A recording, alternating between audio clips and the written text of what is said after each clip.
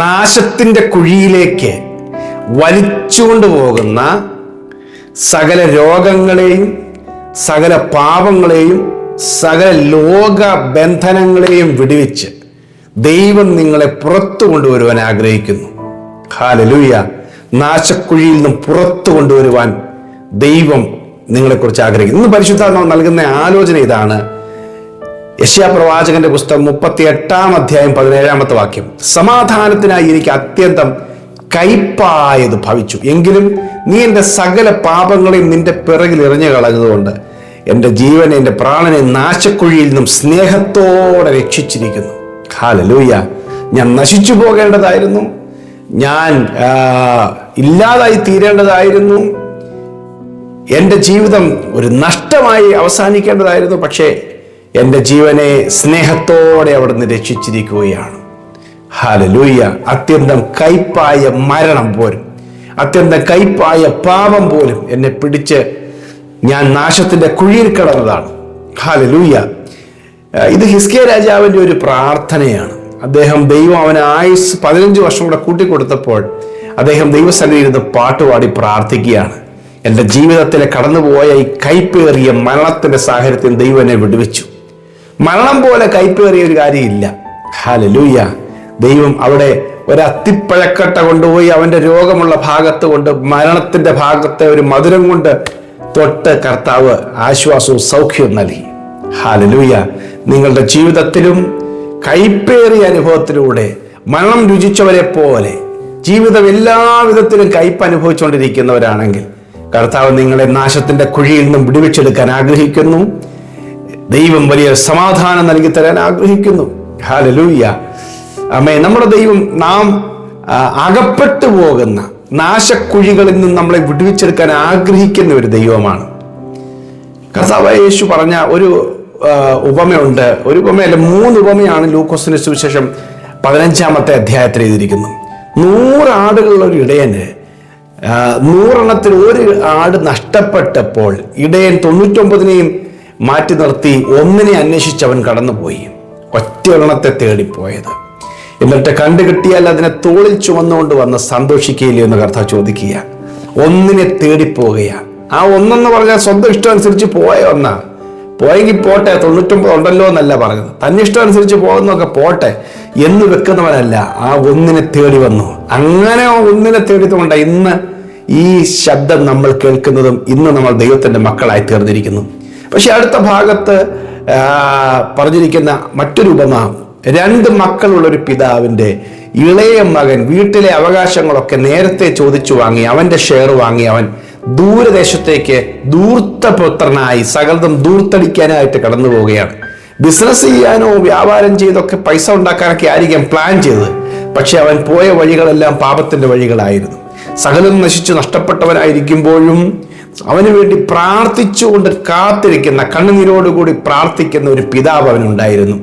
അവൻ ആയിരുന്ന സ്ഥലത്ത് അവൻ്റെ സുബോധമൊക്കെ ശരിക്കും നഷ്ടപ്പെട്ടിരുന്ന സ്ഥലത്തുനിന്ന് ഈ പിതാവിൻ്റെ പ്രാർത്ഥന കൊണ്ട് ദൈവം അവന് സുബോധം മടക്കി കൊടുക്കുന്നു.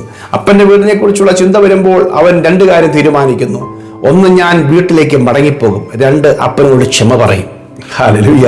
ഈ 2 കാര്യങ്ങൾ ഹൃദയത്തിനകത്ത് നിർണയിച്ചാൽ ഒരു കാര്യം ഉറപ്പാണ്, ദൈവം രക്ഷപ്പെടാൻ ഉള്ളവനെ രക്ഷപ്പെടുത്തിയിരിക്കും. 1, ഞാൻ എൻ്റെ അപ്പൻ്റെ അടുക്കിലേക്ക് ഞാൻ മടങ്ങിപ്പോകും. വീട്ടിൽ ചെന്നിട്ട് വീണ്ടും കടന്ന് ബഹളമുണ്ടാക്കി എനിക്ക് ബാക്കിയോട് തരാൻ പറഞ്ഞിട്ട് കുടിച്ച് ബഹളമുണ്ടാക്കാൻ വേണ്ടിയല്ല, അപ്പനോട് ഞാൻ ക്ഷമ പറഞ്ഞൊരു ജീവിതം. ഹല്ലേലൂയ. ആമേൻ.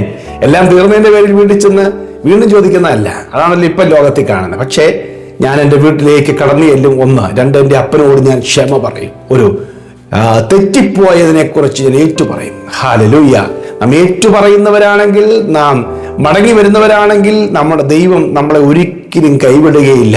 തെറ്റ് സമ്മതിക്കുന്നവനും ക്ഷമ ചോദിക്കുന്നവനും ഹല്ലേലൂയ അവരെ ദൈവം വിടുവിക്കും കേട്ടോ.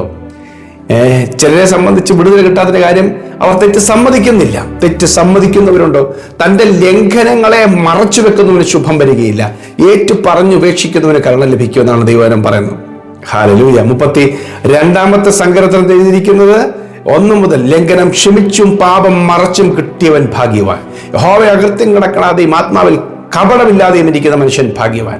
ഞാൻ മിണ്ടാതെ ഇരുന്നപ്പോൾ നിത്യമായ ഞരക്കത്താൽ എൻ്റെ അസ്ഥികൾ ക്ഷയിച്ചു പോയി. ആമേൻ. എന്ന് പറഞ്ഞാൽ ഞാൻ പ്രാർത്ഥിച്ചില്ല, ഞാൻ ദൈവത്തോട് സംസാരിച്ചില്ല, ലംഘനം മറച്ചു വച്ചിരിക്കുക. പക്ഷേ എൻ്റെ പാപങ്ങളെ ഞാൻ ദൈവത്തോട് ഏറ്റു പറയുമെന്ന് ഞാൻ പറഞ്ഞപ്പോൾ ദൈവം എൻ്റെ പാപത്തിന്റെ കുറ്റം ക്ഷമിച്ചു തന്നു. പാപം ഏറ്റു പറയുമെന്ന് പറഞ്ഞു എന്ന് പറഞ്ഞാൽ ദൈവത്തിന്റെ അടുക്കൽ എനിക്ക് പരിഹാരമുണ്ട്, ഞാൻ ദൈവത്തോട് സംസാരിക്കാൻ പോവുകയാണെന്ന് തീരുമാനിച്ചപ്പോഴേ എൻ്റെ പാപത്തിന്റെ കുറ്റം ക്ഷമിച്ചു തന്നു. ഒടുവിൽ എഴുതിയിരിക്കുന്ന വാക്ക് ഇങ്ങനെയാ, പെരുവെള്ളം കവിഞ്ഞു വരുമ്പോൾ, ഇത് നിമിത്തം ഓരോ ഭക്തനും കണ്ടെത്താവുന്ന കാലത്ത് നിന്നോട് പ്രാർത്ഥിക്കും. പെരുവെള്ളം കവിഞ്ഞു വരുമ്പോൾ അത് അവന്റെ അടുക്കലോട് എത്തുകയില്ല. ദിവസങ്ങളിലൊക്കെ വലിയ പെരുവെള്ളത്തൻ സമയമാണ്, ജലപ്രളയം പേമാരിയും വരുന്ന സമയമാണ്. പക്ഷേ ലംഘനം ക്ഷമിച്ചും പാപം മറച്ചും കിട്ടിയവന്റെ അടുക്കിലേക്ക് പെരുവെള്ളം വരുമ്പോൾ അവനെ തൊടാതെ ദൈവം സംരക്ഷിക്കും, കാത്തു പരിപാലിക്കും. ഹല്ലേലൂയ. അതെ, ദൈവം ആഗ്രഹിക്കുകയാണ്, നമ്മൾ ഏറ്റു പറയുന്നത് നോക്കിയിരിക്കുകയാണ്. ഞാൻ ഏറ്റു പറയുമെന്ന് പറഞ്ഞപ്പോൾ എൻ്റെ പാപം ക്ഷമിച്ചു തന്നു. അപ്പാ, ഞാൻ സ്വർഗത്തോട് നിന്നോടും പാപം ചെയ്തു എന്ന് ആ മകൻ പിതാവിനെ കെട്ടിപ്പിടിച്ചുകൊണ്ട് പറയുമ്പോൾ ആ പിതാവ് മുഴുവൻ നന്മകളും ആ വീടിന്റെ അവകാശങ്ങൾ മുഴുവൻ അവന് വീണ്ടും കൈമാറുകയാണ്. വലിയ ആനന്ദവും സന്തോഷവും. ഹല്ലേലൂയ. അതെ, യേശുക്രിസ്തു മുഖാന്തരം നമ്മുടെ പാപങ്ങൾക്ക് പ്രായശ്ചിത്വം വരുത്തുവാൻ, ദൈവത്തിന്റെ മക്കളാക്കി നമ്മളെ തീർക്കുവാൻ അവരെ തന്നെ അവൻ യാഗമായി കൊടുത്തിട്ട് ധൂർത്തപുത്രനായിരുന്ന, പാപിയായിരുന്ന, ദൈവത്തെ അനുസരിക്കാതിരുന്ന, ശത്രുവായിരുന്ന എന്നെ ഇന്ന് യേശുക്രിസ്തുവിന്റെ പേരിൽ ദൈവത്തിന്റെ മകനാക്കി മാറ്റി. നിങ്ങളുടെ ജീവിതത്തിൽ നിങ്ങളെ ഉപേക്ഷിക്കാനും തള്ളിക്കളയാനും നശിപ്പിക്കാനും അല്ല ദൈവം വിളിച്ചത്. ദൈവം നിങ്ങളെ ചേർത്ത് പിടിക്കാൻ വേണ്ടിയാണ്. നാശത്തിന്റെ കുഴിയിൽ നിന്നും സ്നേഹത്തോടെ അവൻ രക്ഷിക്കാൻ ആഗ്രഹിക്കുന്നു. ഹല്ലേലൂയ. നിങ്ങൾ കടന്നു പോകുന്ന എല്ലാ കയ്പിൽ നിന്നും ദൈവം വിടുവിക്കും. നാശക്കുഴിയും ദൈവം വിടുവിക്കും. നിങ്ങളുടെ പ്രാണനെ വിടുവിക്കും. രോഗശക്തികളിൽ നിന്ന് വിടുവിക്കും. ഹല്ലേലൂയ. നിങ്ങൾ വേദനപ്പെടുന്ന സകല കൈപ്പേറിയ അനുഭവങ്ങളിൽ നിന്ന് ദൈവം നിങ്ങളെ വിടുവിക്കും. ദൈവത്തിന് നിങ്ങളെ വിടുവിക്കുവാൻ ആഗ്രഹമുണ്ടെന്നാണ് ഇന്ന് ഈ സന്ദേശത്തിലൂടെ പരിശുദ്ധാത്മാവ് കൈമാറുന്നതുകൊണ്ട് സ്വീകരിച്ചോ. ദൈവം ഈ ഓഗസ്റ്റ് മാസം നിങ്ങൾക്ക് വലിയ വിടുതൽ കരുതിയിട്ടുണ്ട്. ഞാൻ നിങ്ങൾക്കൂടി പ്രാർത്ഥിക്കാം. ഞങ്ങളെ കൈവിടാതെ തള്ളിക്കളയാതെ മാറോട് അണയ്ക്കുന്ന ഞങ്ങളുടെ കർത്താവേ, യേശു അപ്പ അങ്ങയുടെ സന്നിധിയിലേക്ക് ഞങ്ങളെ സമർപ്പിക്കുക. കർത്താവേ, പത്രോസ് തന്റെ ജീവിതത്തിൽ തെറ്റ് സംഭവിച്ചപ്പോൾ ഏറ്റു പറഞ്ഞു. ആമേൻ. കർത്താവ് അവനോട് ക്ഷമിച്ച് അവനെ വലിയൊരു ഇടയനാക്കി മാറ്റി, അനേകം മനുഷ്യരെ പിടിക്കുന്നവനാക്കി മാറ്റിയതുപോലെ ഞങ്ങളുടെ ജീവിതത്തെ തള്ളിക്കളയാതെ ചേർത്ത് നിർത്തിക്കൊണ്ട് ആമേൻ ഞങ്ങളെ കർത്താവേ നിന്റെ പദ്ധതിക്കായി ഉപയോഗിക്കുന്നതിനായി സ്തോത്രം. ഈ വചനം കേൾക്കുന്നവർ, അവരുടെ കുടുംബങ്ങൾ, അവരുടെ തലമുറയ്ക്ക് വേണ്ടി പ്രാർത്ഥിക്കുന്നവർക്ക് യേശുവിന്റെ നാമത്തിൽ അവിടെ എല്ലാം ദൈവപ്രവൃത്തി നടക്കട്ടെ. തള്ളിക്കളയാത്ത നിന്റെ സാന്നിധ്യം ചേർത്ത് പിടിക്കാൻ പോകുന്നതിനായി സ്തോത്രം. വലിയ ദൈവപ്രവൃത്തി കർത്താവിന്റെ മക്കളോട് ചെയ്യാൻ പോകുന്നതിനായി സ്തോത്രം. ഹല്ലേലൂയ. മക്കളെ അനുഗ്രഹിച്ച് പ്രാർത്ഥിക്കുന്നു.